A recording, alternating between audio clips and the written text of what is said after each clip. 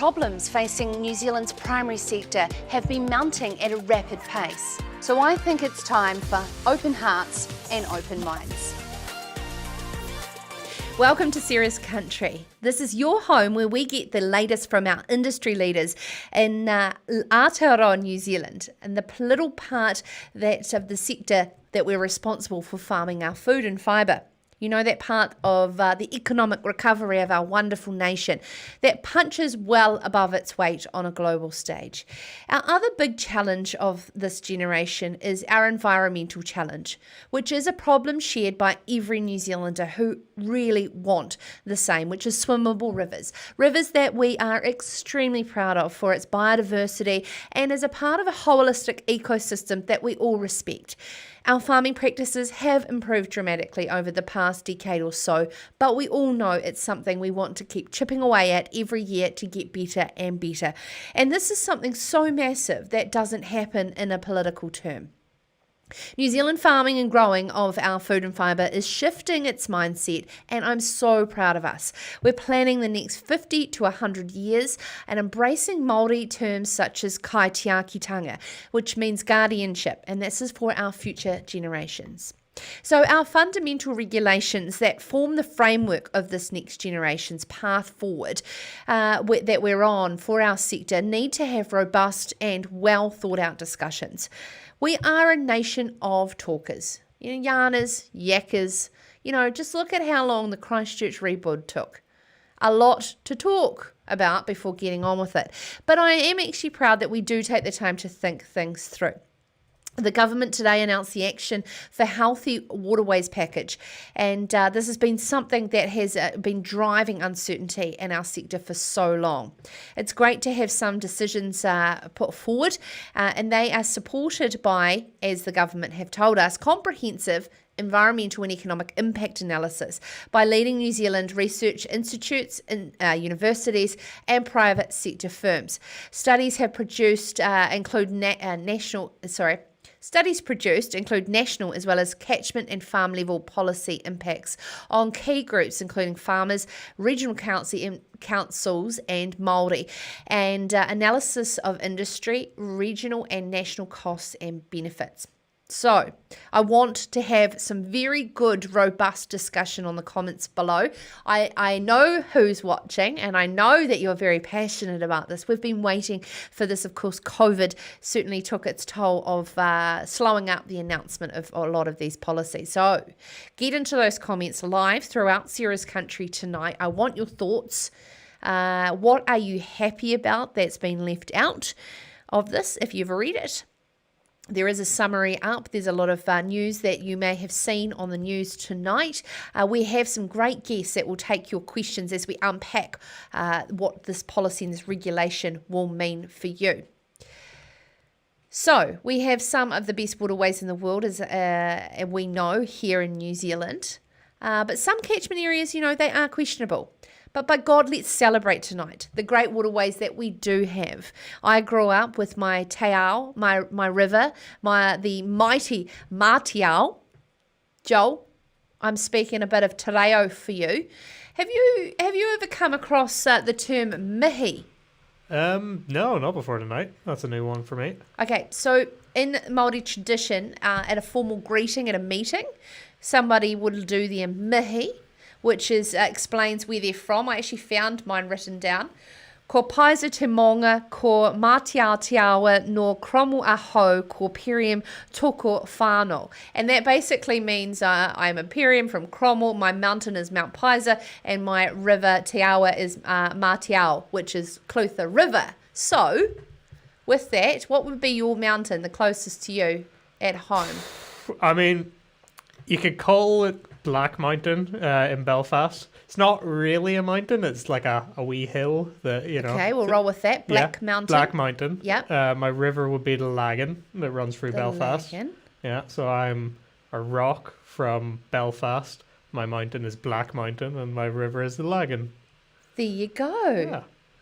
Okay, well, I'm going to write this down, and you can, you know how you said that you were going to learn how to do te reo count backwards from 10, that we're just adding this onto your list. I think you said I was going to do that. I don't know if I agreed to it, but That was your lockdown challenge. We've got a few things that we're working on. This is for those of you who are new to the show. I'm your host, Sarah Perium, and that is the fine producer, Joel Rock, from Northern Ireland. And, he's enjoying lots of parts around the country as a tourist, but also enjoying living and working here in Christchurch.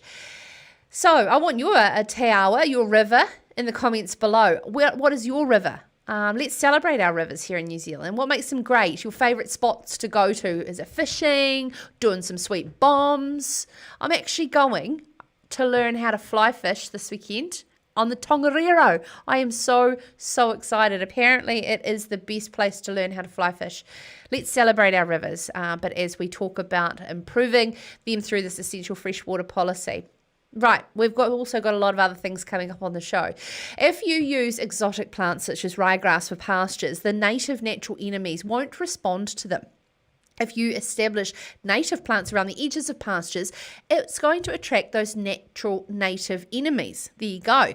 We learn more about that, about biocontrol as a more sustainable option than synthetic pesticides with Professor Stephen Goldson from the Bioprotection Research Centre right here on Lincoln University campus after 7:20. Now, that contract tracing has become a key part of the COVID-19 response. OSPRI's head of NAIT, Kevin Ford, is excited about the fact that this is driving forward our appreciation for traceability. He'll join us after 7:30 and how we can make a lifetime of traceability on farm. We're also going to discuss this new penalties for untagged animals coming into regulation very shortly.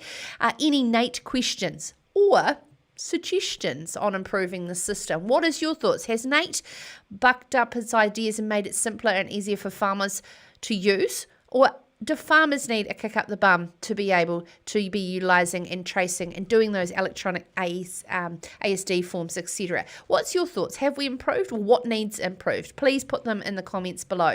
Because if you're new to the show, Sarah's Country is all about you, the audience, and we want to put your questions to our guests, in particular the one to close the show. Kate Scott from Lampro is going to sit with us to unpack this essential freshwater regulation announcement today. What is in it? What isn't in it anymore? And your concerns. But first up, we're going to go to CEO for Irrigation New Zealand, Elizabeth Soul, on their thoughts over there. Apologies, we did advertise Huey van Vliet from Fonterra on tonight's show on what's happening in our dairy markets in Europe. And unfortunately, at the last minute, Huey couldn't join us, but he will in a week or two's time. So I've kindly roped in Liz. Now, all that after this gentle reminder, nudge, nudge, if you've forgotten to vote for your levy on before 5 p.m. this Saturday for the Dairy NZ levy vote, make sure you do. Head over to dairynz.co.nz/vote because our friends around the world think we should. This is Sarah's Country.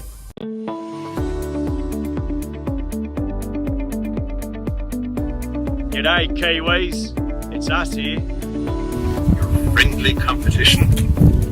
And we got a message for you! Internationally, there are a few things you guys are known for being pretty good at. Working hard. Barbecuing. Playing rugby. At least you used to be. Milking cows. And leaving stuff to the last minute. We know you're really busy. And you got plenty of other stuff on your plate. But this is far too important not to give a gentle reminder.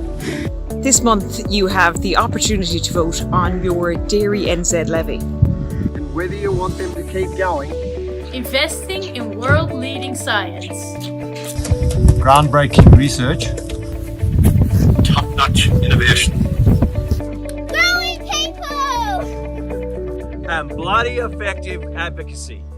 You should have seen a big green envelope arrive in the post. Have you voted? Make sure you have your say. This is about our future.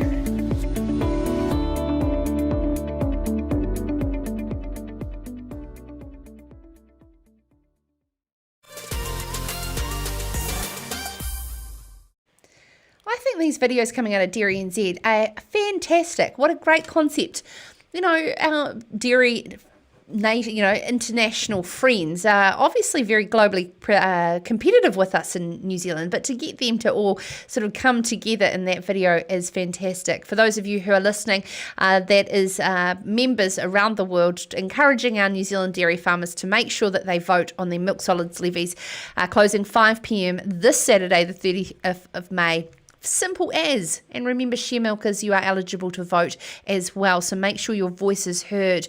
Because as I say with anything like this, if you don't vote, you don't have the right to complain. So make sure you get on there, dairy farmers, and vote. dairynz.co.nz/vote. There is a lot of complexity in this large-scale reform of our water regulations, and it will have cost and operational impacts on irrigators.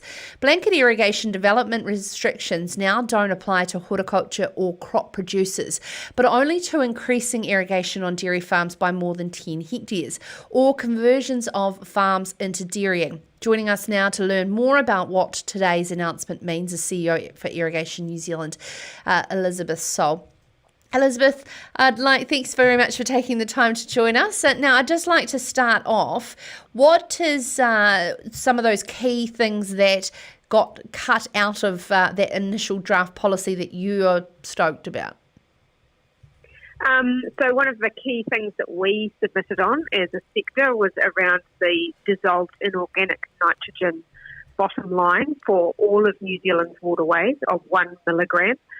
We considered that was inappropriate in that there were a lot of areas that were setting different bottom lines on a catchment basis, and that was more appropriate given the unique features of each catchment. And the same for the dissolved reactive phosphorus bottom line as well. Now that has been, the dissolved reactive phosphorus bottom line has been removed entirely, and the dissolved inorganic nitrogen bottom line is to be reviewed in 12 months, so that's great. And we're also really pleased with the removal of what was effectively a blanket moratorium on irrigation development unless certain criteria could be met, which included demonstrating that there was no increase in any kind of discharges from the property, which was extremely hard to do for a lot of farmers. And that's been removed now. So like you say, it applies to conversions to dairy, conversions from forestry, and conversions of, increases of irrigation on dairy farms rather than being across the board. So that still allows for some increase in irrigation development for horticulture, for arable farms. And it also means that there can be expansions of irrigation on dairy farms, but resource consent is required before that can happen. One of the major things is farm environmental plans have been a large part of compliance of these irrigation schemes and led the way on this. What sort of parts of your submission from Irrigation New Zealand was suggesting these compulsory auditable plans? Yeah, so the original proposal was that there would be farm environment plans would be compulsory right across the country for all farms, and that they must have a freshwater module. Now, we absolutely supported that. As you said, the irrigation sector has been leading farming in New Zealand in terms of rolling out farm plans that have an auditable requirement in them. And we've really seen some improvements in farm practices across the board, and it really is a good way of ensuring that there are continuous improvement changes made in practices on farms. But we were concerned about the rollout, capacity and capability within regional councils, as well as the sector, the primary sector, in terms of how those would be rolled out all at once across the country was a tough ask. So we recommended that this be rolled out into at-risk catchments in the first instance, so those areas where water quality outcomes might not be being met, and then it's phased rollout after that, and that's what the government decided to do. So we're pleased about that too. What about water take reporting to councils? Yeah, so the original proposal was that all water takes must be telemated back to council, so that means that there has to be daily computer uploads, essentially, of information directly back to councils. Again, we were supportive of that in principle because telemetry is really important for ensuring that the regional councils have accurate water take data so that when they make allocation decisions, make decisions on what's available in water bodies and what needs to be kept in stream for the environment, that they can do that effectively. We were also concerned about the rollout of that, and we were concerned as well about how that would work in areas where perhaps there isn't good technology available to allow telemetry to be installed easily and cheaply. For instance, if you had to put a transponder or something on the top of a mountain that you couldn't access during winter time, how would you ensure that there was daily transmission of the data back to the regional council? Now, they have implemented, they are going to be implementing a phased rollout again, so that matches the water metering regulations that were brought in a few years ago. So depending, the large takes will have to do that sooner rather than later, which again we agree with because a lot of large takes already do telemetry on a daily basis. And then it's a longer time frame for smaller takes. We've still got issues about those sort of areas where there isn't the sort of technology infrastructure to be able to deliver that information to councils, but the regulations haven't actually been drafted yet. So we're keen to work with the Ministry for the Environment as they do that to try and get some practical solutions. Is this just nationalising what some councils are already doing and broadening the spectrum there under an RMA reform? Yeah, I think it's about a sort of a standardisation. Like I say, a lot of irrigators already are telemetering their water takes, and there are regions that have already implemented a lot of the things that are already in that are in this new national policy statement and the associated regulations and things. So I think it's about standardising it across the country. The government did say in the cabinet paper that they considered that they didn't think that regional councils had moved fast enough at implementing some of the parts of the national policy statements that have already been developed. And I guess that's what they were trying to do. Our hope is that we don't lose some of those regional nuances. All catchments are unique and require planning that matches the land use and the unique receiving environment in each catchment. So hopefully that can still be done through regional planning and we don't lose some of that, local responsiveness. Are we getting any closer to your Water Commission, Elizabeth? Well, I'm not sure. I mean, there was certainly discussion of that in the cabinet paper as well, and that needs to be unpacked a wee bit further. And it would depend again what the ambit of the commission was. The government has said that issues to do with freshwater allocation and addressing Māori rights and interests in freshwater is still to be resolved, and that's to happen at a later date. So we've still got some big issues to work through as a country, and we sincerely hope that what's happening in terms of the water quality policy stuff that's come through isn't going to get in the way of us addressing some of our water issues that we still need to, such as water storage, investment in good water infrastructure for regions, urban areas as well, considering what's happening in Auckland and the Hawke's Bay at the moment with the drought and the terrible circumstances that Hawke's Bay farmers find themselves in. We need to make sure that we can respond to climate change without backing ourselves into a corner through some of these regulations. I was just actually thinking there's a great pot of money there for agri-tech. Are you sort of chasing that for, soil moisture monitoring, water monitoring, drought resistance in the future, all those sorts of things? Because that's a fabulous marriage. Yeah, I mean, there's certainly a lot of possibilities, and the technology is just getting better and better, and it allows for more precision agriculture and ensuring that there is more crop per drop of water used. Whether Irrigation New Zealand or other sectoral groups go for some of that funding, that's yet to be worked out. There is also still $20 billion, was it, of funding unallocated in the latest budget. So it's going to be interesting to see where that goes as well, and we are hoping that there will be some dedicated funding and planning around water infrastructure, so that if there is good widespread uptake of technology through this sort of funding that allows that to happen more rapidly, then we've got the infrastructure backing it up to provide reliable water. Imagine having $20 billion to go on a shopping spree and you've only got 4 months to do it. Oh, sorry, that was where my head was going. I was like, what would I spend it on? To make improvement in this country. Lastly, your Te Awa, your river, whereabouts? You're based in Oamaru. Elizabeth. So I live in Oamaru. So if so the river that I have a sort of connection to in terms of where I was born in Dunedin, so that would be the Leith. Yep. But the rivers that I have the most sort of connection to now would be the Kakanui, because I have a crib there, and the Waitaki, because it's such a big part of my life, and it provides water and resources and life for the North Otago and South Canterbury. So it's such an important river system that, it's hard for me to decide just on one, but those would be my three. I wouldn't be too proud of the Leith, though. It's got a lot of Otago University students throwing shopping carts and all sorts into it. Yeah, it's badly treated as a waterway, but being a University of Otago student myself, I spent a lot of times on the banks, not in it, but on the banks. So, yeah, it's an iconic river in Dunedin, but unfortunately it has been badly treated over the years. Yeah, absolutely.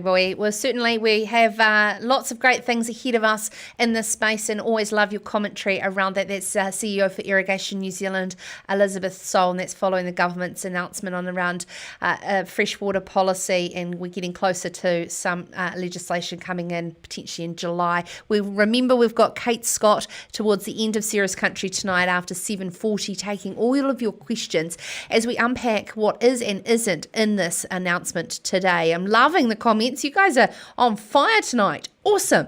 And you know what I love? It's all about NAIT.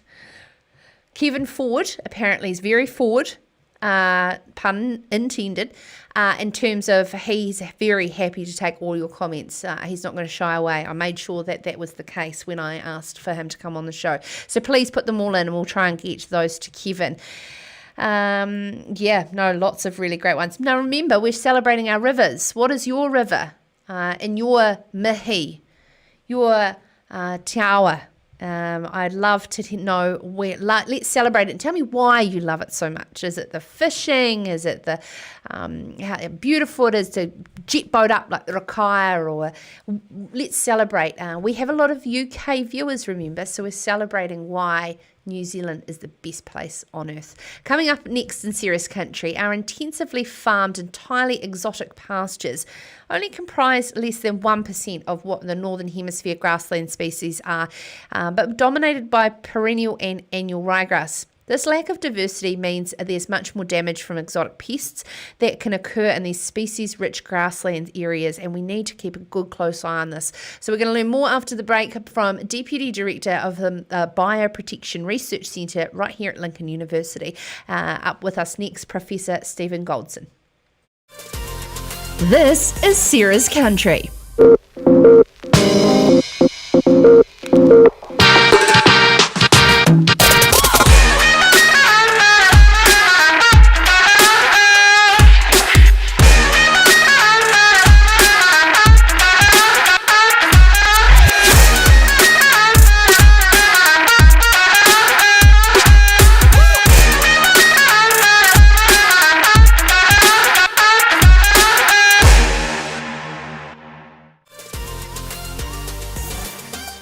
Well, our native insects have not evolved to live in exotic pasture or to prey on the invasive insects that they do. Planting botanical species to attract the enemies of pests is becoming very popular around the world as primary producers search for effective, non-synthetic pest control strategies. It's a pest management strategy known as conservation biocontrol, and part of an opinion piece our next guest has written on Farmers Weekly. You can check that out, farmersweekly.co.nz. Joining us now to discuss a paper he just published in the Journal of Insect Science, Professor Stephen Goldson, Deputy Director at Bioprotection Research Centre right here on Lincoln University campus. Good evening, Stephen. How are you? I'm all right. Hello. Stephen, why does New Zealand have a very high exotic pasture pest burden? Well, and I'm talking about intensive pastures here, downland and flatland pastures, which are farmed intensively, don't have many plant species in them.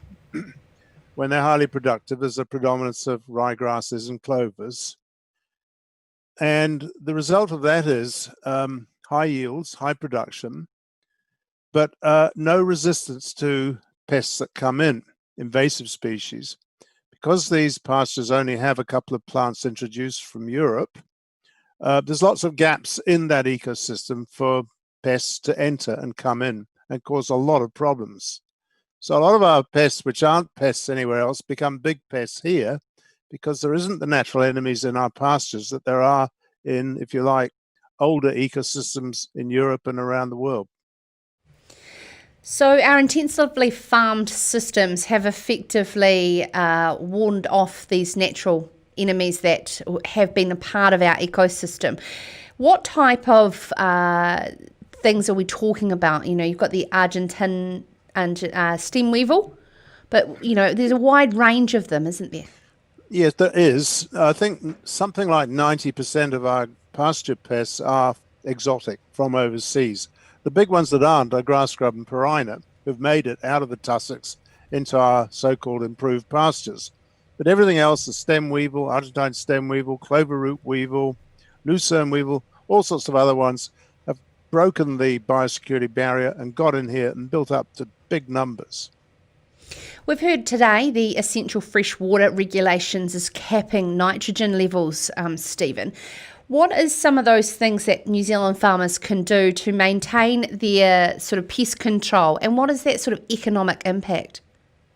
Well, I don't want to sound too kind of pessimistic about the lack of biocontrols. One of the things to bear in mind is that the very thing that's allowed the pests to thrive is probably allowing the biocontrol agents to thrive. But these biocontrol agents are ones we've introduced from overseas. They're not the ones that are in our native ecosystems. So the biocontrol agent we brought in from South America has done a good job on Argentine stem weevil. We brought one in from for clover root weevil. That's doing well. And another one from Morocco is dealing with the lucerne weevil. So the upside of this is that our biocontrol agents do exceptionally well in our grasslands, in our pastures, because they too benefit from the lack of natural enemies of their own when they're introduced into New Zealand. So I believe that we've had extraordinary success with these introduced biocontrol agents. And the thing now is for us to understand why they're working and how to make sure they keep working. That's actually a science problem as much as a management problem.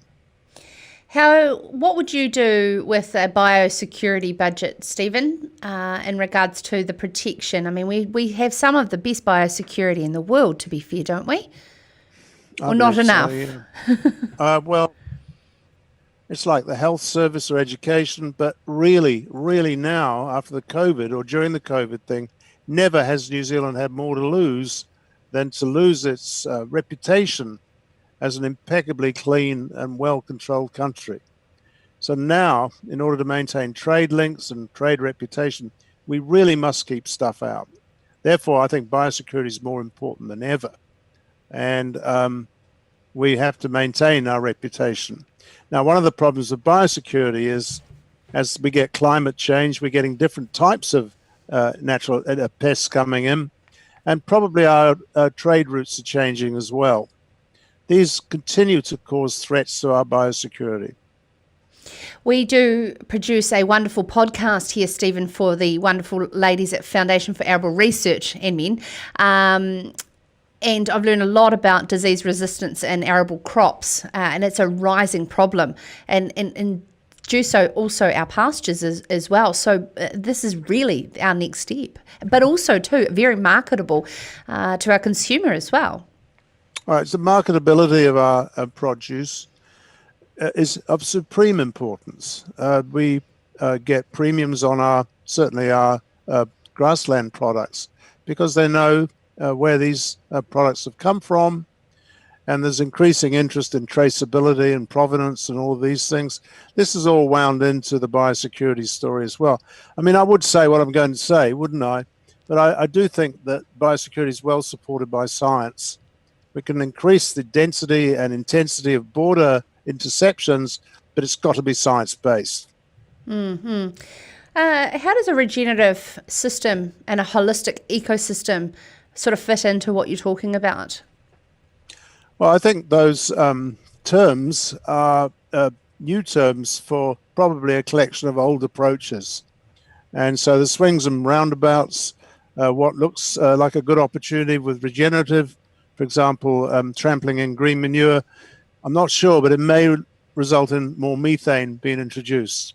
The idea of sustainability, regenerative, organic, has to be based on science rather than belief systems. And certainly I understand that's well underway, Stephen, in terms of the funding and framework around that. But at the same time, you're very much on the same page with increasing biodiversity so that we can have those biocontrols to the ecosystem that we're talking about here on New Zealand farms.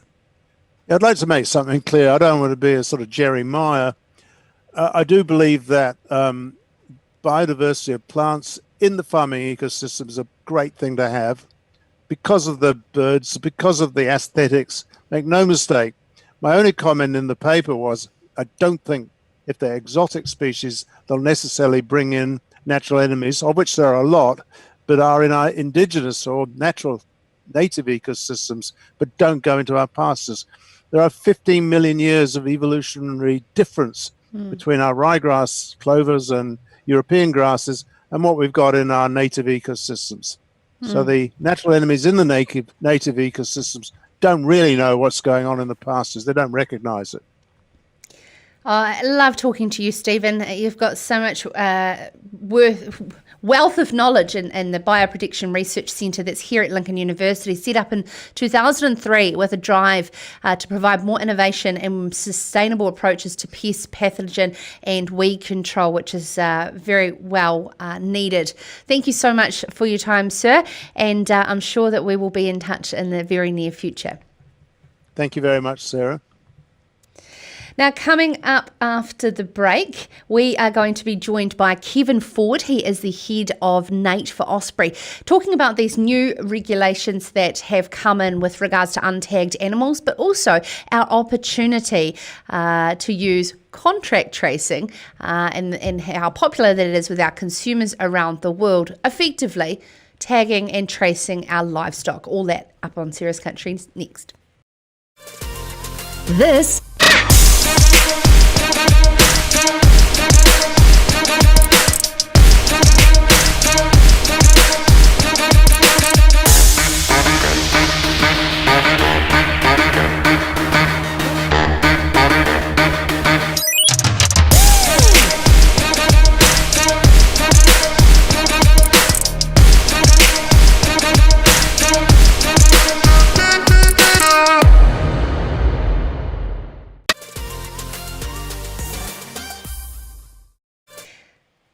Wonderful comments coming in and a lot of questions for our next guest around NAIT. And what I love is when a member of Sarah's Country audience jumps in and supports and helps answer a question of another member of our audience. That's what it's all about, creating a community around Sarah's Country that is encouraging for us to all move forward as a primary industry. So I'm loving watching this, and it's a few to say. We're talking about our rivers tonight and what is our river, part of our mihi, our te awa. Isabel has said her river is the Waimatuku River running along the back of her parents' sheep farm in Southland. Fantastic. The Waimakariri is Tony Watson's home river. Tramping, kayaking, jet boating, fishing, irrigation all feature at various points along the Braided Beauty. He was talking about kayaking. I really loved doing whitewater kayaking on the Buller River when I was a kid. That was awesome too. We've got some great rivers here. Now, new rules for transporting cattle and deer make it illegal to move untagged animals. The National Animal Identification Tracing Amendment Bill made taking an untagged animal an offence, as reported by Annette Scott on farmersweekly.co.nz. Also, in an opinion piece that's coming out in this week's Farmers Weekly newspaper, head of NAIT for OSPRI, Kevin Ford, has said that farmers can learn a lot from the recent COVID-19 emergency and how diseases can be managed more effectively through a sound traceability system. Kevin joins us now. Good evening, sir. Good evening. How are you, Sarah? Good. I've been looking forward to catching up with you because we've got lots to cover off, and I want questions from our audience, which they are coming in thick and fast. I know you've said you're open to anything, so that's fantastic. Yep. We love a good industry guest like that. Hey, now, firstly, how do we go about achieving a world-leading traceability? Look, I think the foundations of New Zealand's NAIT scheme, its traceability scheme, are really solid. I've looked around internationally, spent a bit of time in North America looking at what they've got. So the foundations are pretty solid. It really comes down to making sure that we will do our part. Farmers, government, industry, and obviously OSPRI, who's administering the scheme. We've all got to play our part to make sure the scheme works well. We've got to make sure we've got a system which is easy for farmers to use, and farmers need to make sure they meet their obligations, tagging, registering their animals, moving their, recording their movement. We're just talking about these new rules in the amendment to the bill. Could you just explain them for farmers and what sort of messages they need to take on board from this? Yeah, look, it's always been an offence to move an animal that's not been tagged and registered. And the Act requires an animal to be tagged within 180 days of birth or before first moving off farm, and registered within 7 days of that tag being applied or before first moving off farm, whichever comes first. What changed in the amendment bill was that the government introduced an offence for a transport operator or a drover to move an animal without first checking to make sure it's fitted with a prescribed NAIT device. So there's now a $400 fine per animal for a transport operator if they move an untagged animal. Now they can get an exemption from the picker, which removes that liability on the transport operator if the picker signs a declaration that says all of those animals are tagged and registered in accordance with the NAIT Act and its regulations. Can I just say that thank you, finally. And this is with all due respect to the transport industry, and I've got some dear friends that are stock truck drivers. But right from the start, that's what person in charge of animals meant, and that was one part that this entire part was falling down. So it's about time. It's great. It was, can't take credit for it. I have to give credit to the Minister for Agriculture, Damien O'Connor. It was a cornerstone piece of his reform package. He was adamant that transport operators needed to play a role in the scheme. And through a good government process, through the Select Committee, the transport industry, through the Road Transport Forum, NPI and Select Committee, sort of hammered out a practical solution that really sort of started to work for farmers and for transport industry as a whole. Hey, so your former CEO, Michelle Edge, was extremely passionate around the EASD forms, the electronic animal status declaration forms, if I've got that correct. But it took so long to get uptake. Where are we at with it? Okay, so what OSPRI did, we actually were contracted by the Red Meat Profit Partnership to develop a pilot and a prototype. So OSPRI worked in conjunction with those partners and developed a pilot which does from last farm to meat processor. That pilot proved to be incredibly successful and was taken up by a lot of meat processors. And when that was coming to an end, the Red Meat Profit Partnership asked OSPRI to continue supporting it and to look at developing it further. The OSPRI board agreed to do that, and we've continued to support that particular product. And we're now looking at how we incorporate electronic animal status declarations as part of a fundamental rebuild of OSPRI's technology solution. What we're aiming to do is basically have it so that anybody who logs on and has a NAIT account or an OSPRI account can do their animal movements and an EASD at the same time. And you don't need to have separate accounts, and that you can do that via the app as you can at the moment on your phone. We did see a massive increase with COVID, where transport operators didn't want to handle the paper form, and up to 2,500 new users per week were signing up to EASD. It was really good. Fantastic. We've got questions coming in thick and fast, and I get told off if I don't ask them, Kevin. This audience, I tell you what, they keep me on my toes.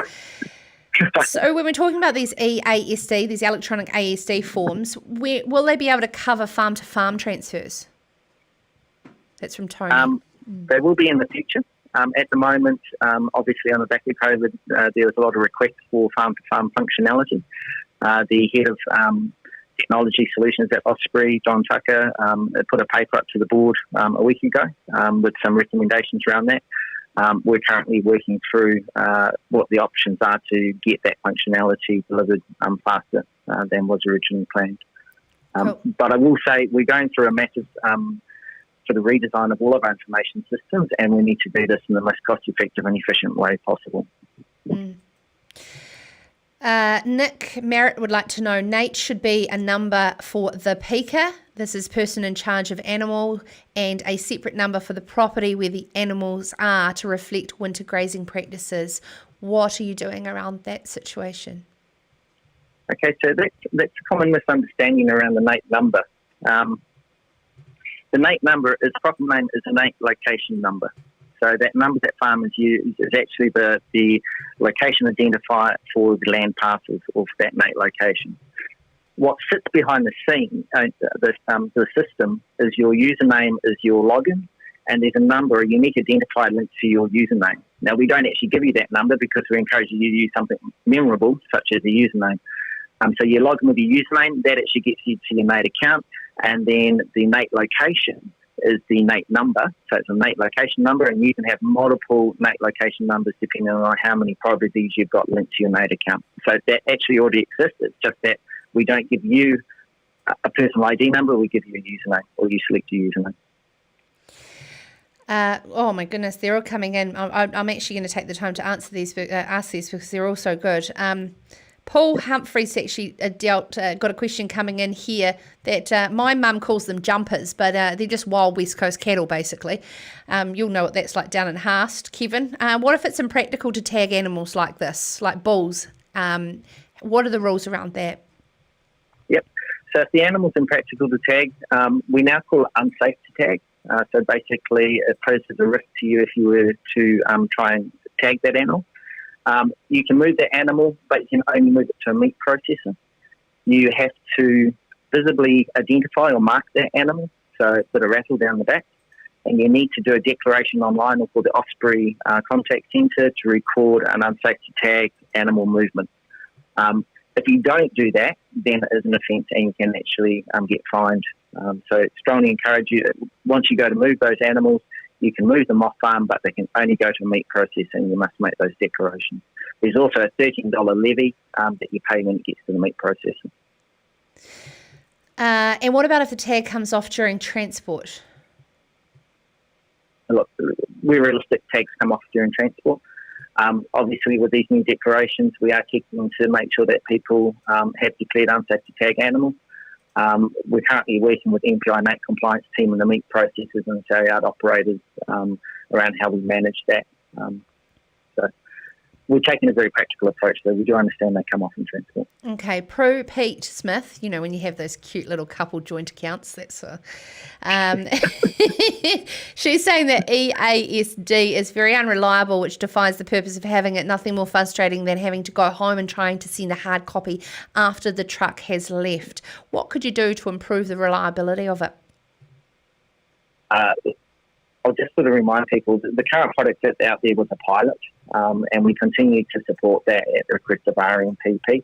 We will be doing significant work on improving the reliability and the stability of that platform in the upcoming future. So all I can say is just bear with us a bit with that. It was a proof of concept and pilot, and we are working hard to get a fully functional system up and available for farmers.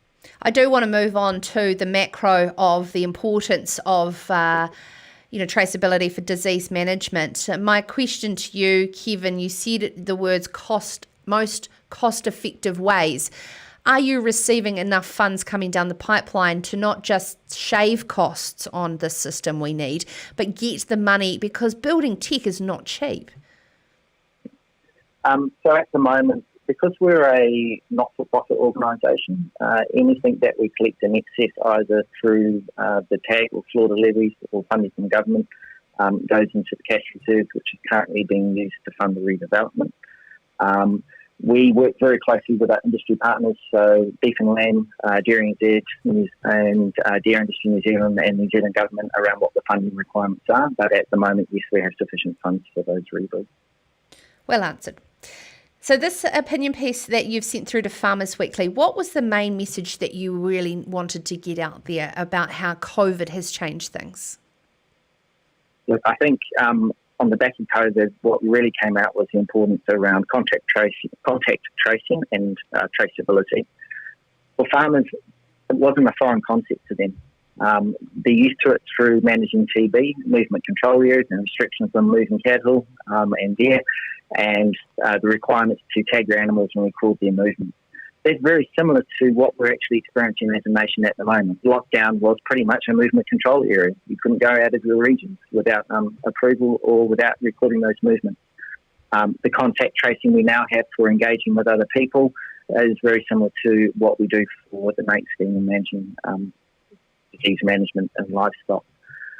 I think what it really stresses, though, is that if we do this right, we can get on top of the disease really quickly. And we can control the spread of that disease and work to eradicate it. So I think for farmers, there's a bit of complacency already setting in for those people who have been impacted by embolius. I think this is a really timely reminder just to look at our own public health, our own personal experience recently, and then actually look at our on-farm practice and actually not become complacent and think that we can just forget about this.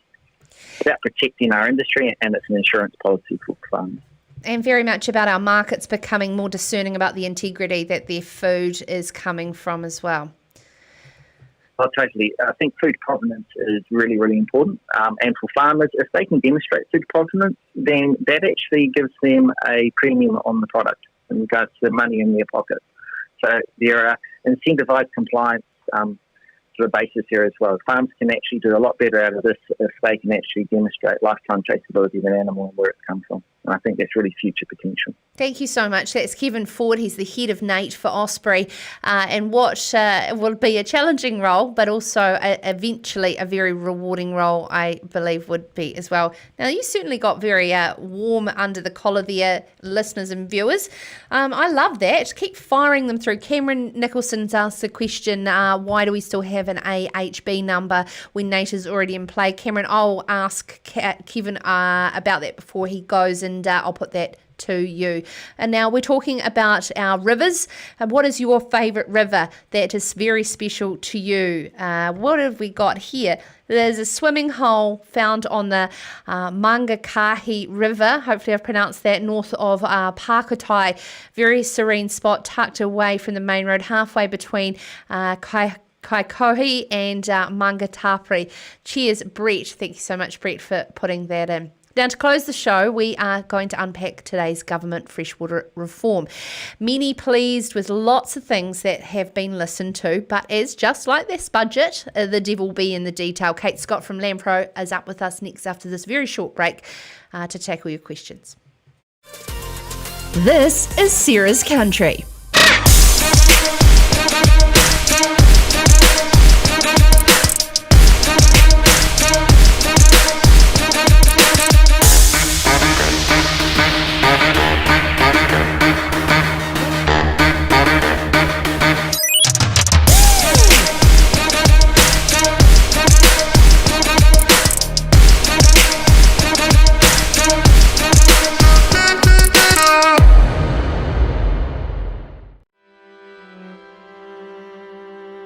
Balance has its own team of innovation specialists. It's our job to lead the way, working with some of the most cutting-edge science and research.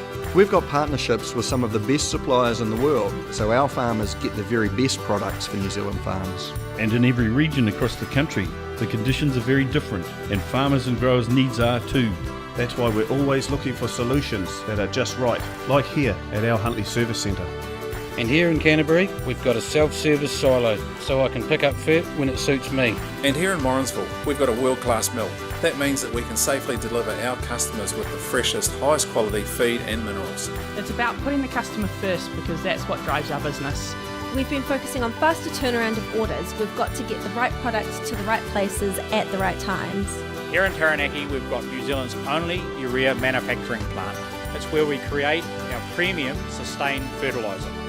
We're supplying nationwide and working locally. By getting to know you and what you want to achieve, we can help you get there. And with the new My Balance platform, Balance has put my farm at my fingertips. In fact, we offer support in all sorts of ways, sharing the best nutrition practice with farming families across the country. Whether we're talking about animal health, farm productivity, or looking after our natural environment, sustainability underpins everything we do. We use our local expertise and the latest tools to help farmers and growers navigate the changing regulations, so you can leave your farm in great shape for the future. And we can be really accurate, avoiding areas like wetlands and waterways with our award-winning Spread Smart tech. It makes the job far safer, more efficient, and gives you the best results. When you've got access to that kind of know-how, you've got the support you need to make sure you're farming sustainably.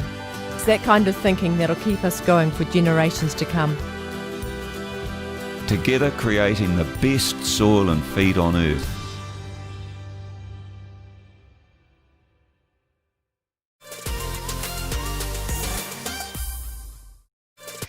Sector feedback has resulted in significant change to the government's essential freshwater package, but there is still a sting in the tail. That's what Dairy NZ have come out saying today. The government have parked the DIN, the dissolved inorganic nitrogen measure, and that was very controversial, and removed the impractical and expensive requirement for farmers to move existing fences that they'd already just gone and put up another couple of metres that way to meet these new stock exclusion guidelines. I tell you what, those high country sheep and beef guys were not happy about those. There's two issues were of great concern for farmers, so this will provide reassurance. But there is still so much uncertainty. Of course, it's not formed in regulation right and in law, but it will be soon. Kate Scott is the Managing Director of Landpro and a Nuffield scholar specialising in environmental management. Welcome, Kate. Firstly, thanks for having me along. How's the weather in Cromwell? We've had that beautiful inversion layer for the last week or so. So I wouldn't say it's probably the best weather in the country just at the moment. A little bit cold. I do not miss that fridge. It's a hot... No, I don't miss that either. It's horrible. Let's start. What are you glad's been taken out? Look, I think overall I'm pleased that we've seen that postponement of the DIN, because I think there was a lot of uncertainty around what that meant for farmers. I think a slight easing on some of the timelines for implementation is a good change, because that was certainly one of my concerns as a practitioner, is how are we actually going to resource to deliver on some of these outcomes for our clients. So I think, overall, I think there's been some good changes made as a result of the consideration of the submissions. But like all good practitioners, I probably have a few residual questions around what's going to come in the detail of that National Environmental Standard and that National Policy Statement, because like all good documents, the devil is usually within the detail. So I guess we wait to see what comes in the drafting and the next phase of that. There seems to be numbers bantied around that for there is some surety of what's coming, and it's very much around any further intensity of land use with dairy and a real pulling back and cap of nitrogen use. What can you explain about that?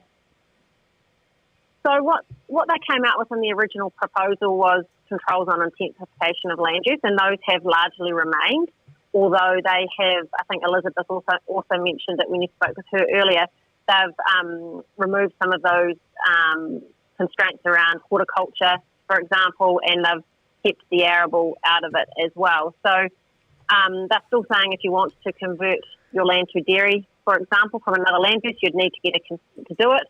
And they're not saying that you wouldn't be granted consent, but they would expect to see considerable environmental benefit that attaches to that. And they also talk about within the document catchment offsetting and that sort of a scenario, but I haven't seen any detail to highlight what catchment offsetting might look like or how in fact it might operate. So I guess at a high level they're signalling those things could still potentially occur, but how, we don't really know. We do know the intensive impact on our environment from dairy, but why is horticulture and arable left out of this?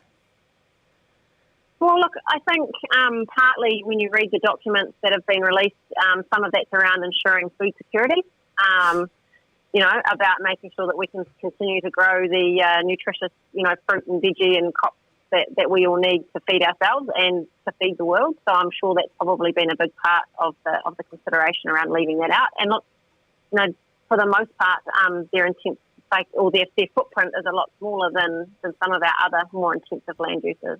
But over a smaller footprint, higher nitrogen leaching, and that came from a Canterbury market gardener who told me that. So, I mean, like in the Canterbury, Selwyn, Hines zones, farmers are already sort of working towards a 30% reduction in nitrogen. And what we were speaking to with Liz earlier and this is the place you play in hugely, is around regional councils and how they differ across different parts of New Zealand. Is this move to a standardisation of what good is happening in some regions to be across all positive? Look, I think, again, it will come back to how they try to standardise it, because we have to recognise that every region actually has regional variance. So I think if you can have a standardised approach per se, but flexibility for regional differences, then we might get a good outcome from that. I think for me, when we look at some of the detail that's within what's proposed and the future RMA amendments that are still to come, and this, water commission as an option, one of the concerns that I have is, well, how is that actually going to operate, and how do we ensure that the appropriately skilled people are able to participate, and that we actually get robust decisions as a result of that.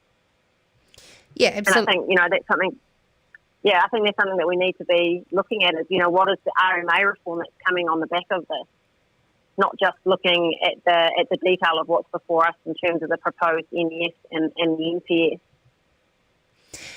Effectively, are we looking for a resource consent to farm? And if so, that's going to need to be heavily resourced. Yeah, exactly. And look, capability within our sector is already limited in the sense that we've all got probably far more work to do than we have people to help do it. And so, as an example for you, when I look at one of the proposed changes within the NES component of this, where they're talking about land use activities for intensive winter grazing, if you're putting in your fodder crop on more than 50 hectares or 10% of your area, they're talking about, you needing to get a consent by July next year. Well, they estimate in this document that there's about 850 properties that might trigger the need for that consent. So I had a quick add up and I said, well, look, that's more than 70 consents a month that those regional councils are going to have to process. And yet we don't know where the people are to be able to process them, where the people are to be able to prepare the applications. And we're still lacking the detail on what is the consent process we will have to follow, what information are we going to have to put into an application, and how complex is that going to be? Because 70 applications a month is a lot of additional consents to be processing. So from my point of view, perhaps the time frame on that is perhaps still a little ambitious in terms of us being able to achieve that. And on that about winter grazing, there's a bit in there about pugging depths. Who's going to be monitoring that? Yeah, look, I'm not sure how we're going to do that, and that was one of the questions that I raised is, from an enforceability and a compliance point of view, how are we going out there to measure it, and how do we address the scenario when, for example, we have an adverse weather event when people are grazing their cows and all of a sudden, as a result of the adverse weather event, pugging of greater than 20 centimetres depth occurs. The regulations are unclear to me at the moment whether those people would have to actually get a consent in the event that might occur, or whether they would have an issue from a compliance point of view because of the adverse event they're now not complying with it. So I think that's where we're still lacking a little bit of detail around how it's to be implemented and operationally what that actually means. The idea of moving fences further back that were already existing, with 98.3% of Dairy Accord waterways already fenced off, that really was a fear of the hill country sheep and beef, where it was not practical to put in stock water systems where we had natural streams. That must be a real win. Yeah, look, I think that is a real win for sensibility and practicality. And look, in the documents that I've been reading through today, it also talks about when the sheep and beef or the hill country farmers have to come to fencing, that they will make allowances for, site-specific constraints where there might be things like super steep country or an inability to fence an area. So it appears on first glance that they're trying to provide for some of the impracticalities that attach to fencing some of our high country. I was just thinking about all the high country fences that I know that would be going, damn, Kate. Exactly. But all the farmers that were going, whew. So that's good. Yeah, especially at this time. We don't need any more expense, and that was an absolute major that was coming down. What about effluent systems and being able to improve them? They're a high source of potential leaching into our aquifers and our waterways as well. Yeah, so the regulations themselves aren't specifically addressing effluent systems. So most regional plans throughout the country are the current mechanism for addressing the discharge of effluent and the management of effluent systems. So it's pretty uncommon these days that people can discharge effluent without a consent. And through the duration of those consents, every time those farmers have to renew them, they're having to go through a process of improvement and demonstrating that they're minimising their impacts on the environment. I have two audience questions, and fun fact, they come from the same man, and he's an intelligent man, a good friend of mine, Mr. David Stevenson. So I'm going to ask both of them to you. Kate, with a cap now being put on nitrogen, does that make overseer basically redundant, as that is what we use to calculate our N-leaching? Yeah, look, I think that's a really great question, and I guess my initial thoughts to that are the role of overseer will help us to demonstrate our compliance with the nitrogen cap. So we're doing our nutrient budgets in overseer, and we're going to be able to then demonstrate whether we are or aren't meeting the cap. But actually, overseer has improved, over the years, and now for many farmers is actually a really valuable tool in terms of that assessment of their activities and their impacts on the environment when they're understanding their farm systems or the potential for farm system change. So, look, I think overseer is still here to stay, and I think how we use it might just change slightly, in that future point when we're all compliant with a future nitrogen cap, perhaps. Kate's got 3 young boys that she's quite happy will be tucked up in bed, and she's going to answer your questions. So she loves it, I know. But so I want your questions coming in. I'm getting them starting to come in thick and fast. Another one here from David, and then he can just take a wee break. But it's a good one. He's just had a read of the Fed's email. It's arable horticulture. What is the definition of arable? And this ties into another question from Hamish Kirk, understanding that arable that it was actually veggie growers. So David has said, in terms of this, is it anything that is harvested and taken off farm, being dairy support is a third of the farm is cut for silage, which is carted off farm, which means he's losing nutrients and nitrogen that need to be replaced at a higher rate than if grazed that third of his farm instead classed as pasture, meaning capped. So in the end, he's better off stocking up the farm at a higher rate than selling silage, which goes against what they're trying to achieve. So it's a shifting round of nutrients and nitrogen in different catchments via our current farm systems. Yeah, look, I think I understand David's question, and I guess we don't have any definitions yet, so it's hard to understand what is defined as arable versus not arable, as an example. But when we look in the cabinet paper that was released, it does talk about the fact that the fertiliser cap would apply to all pastoral sectors, including dairy support, sheep, beef, and deer. So, on first read and without any definitions, my initial thoughts would be that where we're cutting crops or pasture, that's going to be captured by the nitrogen cap. Yeah, we need to get Alison Stewart on the show next week to talk this over as well. Hamish, to clarify around arable versus our market garden veggies. Liv Cochrane, what is pugging? I have mental images of stacked squishy-faced dogs. That wasn't a question, but good work, Liv. Pugging, I can answer this, is when the cow's hooves go very deep into very moist soil and create big holes, and we don't really want that. The soil structure doesn't allow that, so that hopefully that is the. If anyone else would like to ask, Kate's got some questions around some uncertainty in this. We'll have her here for another couple of minutes. But Kate, I mean, overall, the message that this is sending to our global consumers is only positive, right?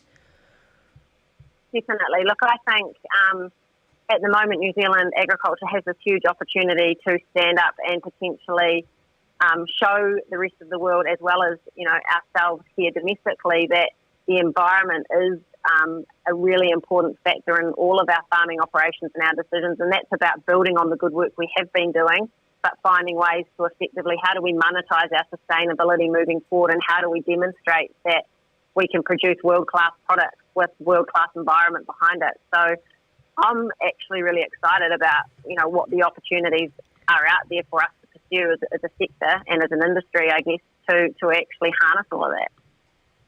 Thank you so much, Kate. I think everybody's jumped over into What's Up with Wiggy, which is on at the moment as well. But I tell you what, all the viewers have been sitting there very engaged right throughout this entire show.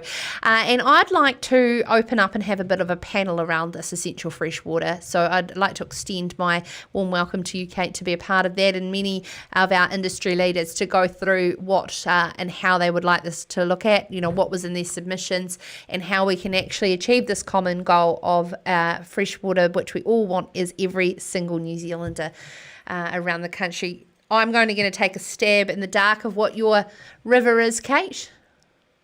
Yeah, I think it'd be pretty good. It's probably similar to yours, the Matato, the Clutha River. Yes. So yeah, we're pretty lucky, but we also have Te Roto being Lake Dunstan. So our lake is also a special treasure for us here in Central Otago. Thank you so much. Do you realise that I've been trying to Google the Māori word for Lake Dunstan this entire time? It actually has one. There we go. I can put it into my mihi. Oh no, Te Roto is lake rather than that being its Maori name. Just FYI. There you go. I'm still learning, and I always will, and that's okay because I'm a human. Ka pai for trying. Well done. Thank you very much. Thank you so much. Thank you. There's Kate Scott joining us there. She is the Managing Director of Land Pro. They're very much specialists and thought leaders in the space of land management based out of Cromwell and with offices around the country. So that's all we've got time for tonight, and I love your suggestions. Joel, do you know that I actually have probably now, on average, 2 emails a day of people suggesting? Have you noticed, you sit there and you watch these stats, there is actually people watching the show, isn't there? Yeah, there's a few. I mean, it's mostly my mum, maybe your mum, but yeah. Haven't heard from Joanne tonight? She's messaged me, but she hasn't commented tonight, I don't think. Oh, that's good. I'm glad to see Joanne's there. But thank you so much for taking the time to stay with us throughout the show. And if you're listening to this on podcast on demand and you're getting some great value from it, please let us know. We do love to know that you are listening and love the feedback. We see stats, but we want to see who exactly is. And we do from the comments. But also, as I was saying, those 2 to 3 emails I'm getting a day are of suggestions of guests that you want on the show. I love that, because this show isn't about recycling through CEOs and chairs and presidents and etc. It's about the people on the ground and who've got something to say about the matters that matter most to farming, food and fibre here in Aotearoa, New Zealand. So email me, sarah@periummedia.com. If you want to hear and watch anything on Farmers Weekly's YouTube channel, you can. Give us a subscribe on the podcasts. Good night, go well, and we will see you all back next